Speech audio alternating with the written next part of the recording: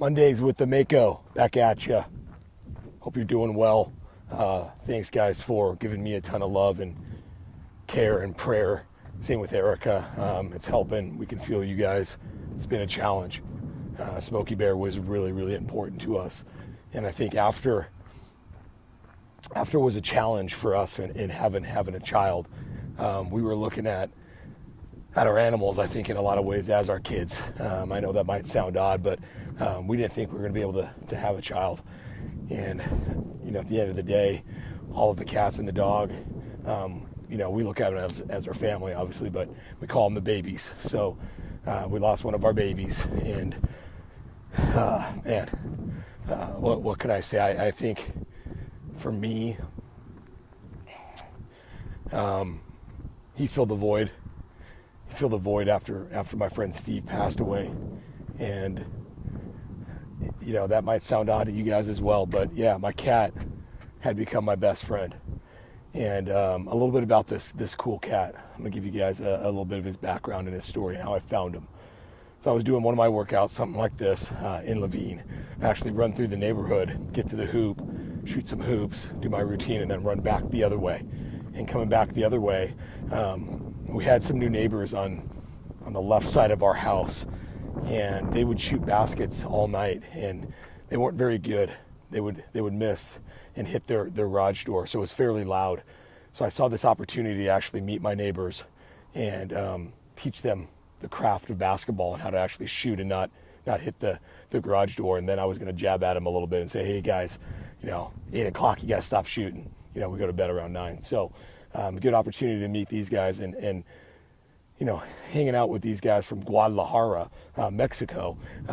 They were cool cats. Shot some hoops, but coming to find out, this cat had been terrorizing their garage. They leave their garage open for a bit, just a little bit, like cracked, so their dog could get in.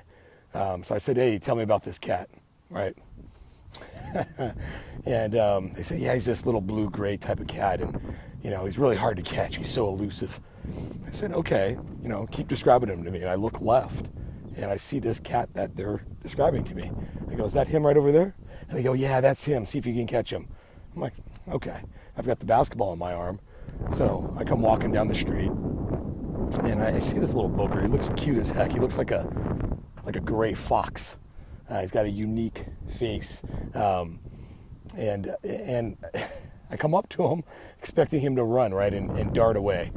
But he literally took 2 steps right into my hand, and I picked him up.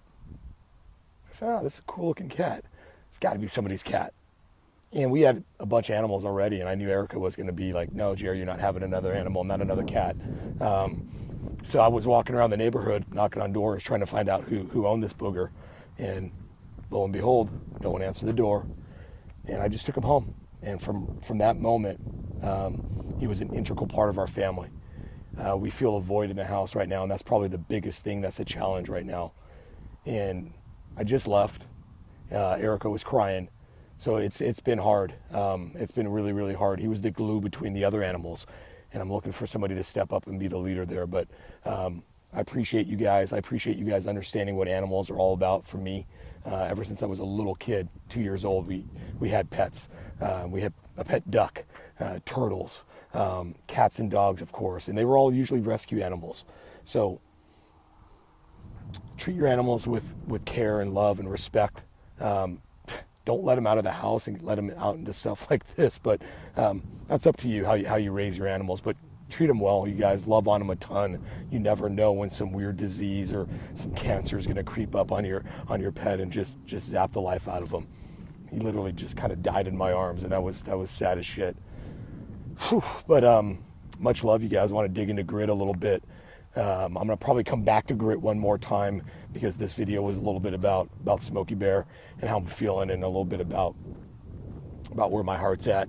But Smokey Bear is up there with Dad and Steve and everyone else looking down at us. And I appreciate you, Ryan. You sent me the Rainbow Bridge piece, and I understand that, and that's super cool.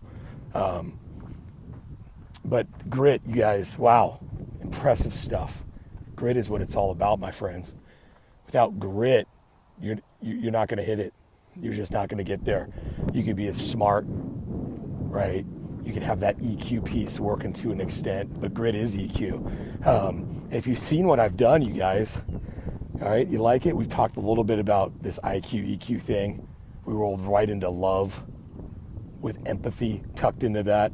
And now we've got grit rolling right in. So what did you think about how you can teach grit? I want to talk a little bit about that, because a lot of us on this page, and a lot of the viewers are leaders to some extent, whether you're a counselor at a middle school in Tucson, or you're a leading sales driver, or you're a public speaker out there, and an author. Everybody needs to teach grit. Grit is going to take us to the next level. Grit's going to bring achievement. Without grit, there's no achievement. And I want you guys really to focus in on effort with grit. How can we increase effort? And look at this walk, you guys. It's epic. A little cloudy. I use jackrabbits everywhere popping out of the bushes and stuff. I saw a big hawk flying around just a second ago. But yeah, if we don't have grit, you guys, we don't have that effort at the middle hub of this, you're really just missing it. And that sucks. So how do you get gritty? How do you get gritty? One, you got to come with self-awareness again. Okay. Two, you've got to really, really, really push yourself. Push yourself into these challenges instead of shying away. I think a lot of people look at change or look at the challenge and they automatically start putting up barriers and start saying no. Why don't we start saying yes? Okay, let's start saying yes to those challenges. And then number three, I think grit is something you need to study and we need to research and we need to understand more. And that means we got to talk about it. That means we got to bring it up.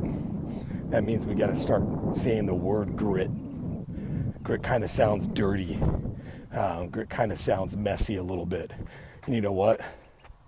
It's okay to get messy. It's okay to get dirty, you guys. Let's get gritty. All right, so I'm going to come back to you guys on grit, but I'm going to hit the big three for the week. Big three is obviously Erica. Got to get her grounded a little bit more. I got to break her out of this emotional state just a little bit. I want her to feel the emotions. I'm not going to really mess with it. That's why I'm giving her some space right now. I've got to help Erica. I've got to focus on Erica, and I don't want her going into labor because of the grief here. I want her going into labor naturally. Week 38, you guys were right there. It's all good. It's happening. Baby's coming. Baby Vic. Would have been really cool to see Vic and Modi, but that's okay. And Modi, M-O-D-I-E, another nickname. We had about 1 million nicknames for that cat. So Smokey Bear, Modi. We want to mourn him, and we want to do a couple cool things in his honor. We're gonna write a book together, designed specifically more for children about how to deal with grief from the loss of a pet, and we're gonna tell the tales of Smokey Bear. He's had a few tales, you guys. He was one of the best leaping cats I'd ever seen in my life. He could leap bounds 5-6 feet off the ground, literally. He could jump to my head. Maybe not 6 feet. But guys, that's going to be priority number one. Priority number two, and big two this week, results. We're right in the home stretch. We've got Monday and Tuesday for February, and then we're launching right into March. So we've got to finish what we started. We're in a unique spot. We've had a bit of a challenge this month, I think, right from the get-go. But we're working our butts off. We're focused. We've got inputs that are working. We're actually doing marketing and not just focusing on the low-hanging fruit. So we're actually working with top-of-funnel leads. And that's exciting. So we're working top of funnel, middle of funnel, bottom of funnel, and I'm excited to dig in with my team. We're understanding grit, and I think this month we've come together in a big, big way. Each month we've been more united. So results, helping my team finish, and then jumping on March. Number three is the BHAGs. Last week was a challenge, you guys. Last week kind of sucked, and it just distracted me and pulled me away from everything. But I'm going to get back to some of that ground game, if you will, the big, hairy, audacious goals, and I'm going to be motivated. Look at the ducks. You guys see them? I'm going to be motivated for Smokey Bear. I've got more inspiration and motivation now, and I want to tap into that. Unfortunately, I've gotten good over the years at doing that, and I'm going to use Modi and Smokey Bear to my advantage, and I'm going to get motivated like you've never seen before. So we've got a fierce shark coming at you. We've got a motivated, focused shark, and we've got a heartbroken shark, though. And I'm dealing with you guys. I appreciate your help and your support, your respect, your care for me. Let's go have a big, big week. Let's dominate. Let's give back a ton. Let's love. Let's love on our animals and our pets. Thanks, guys. Much love.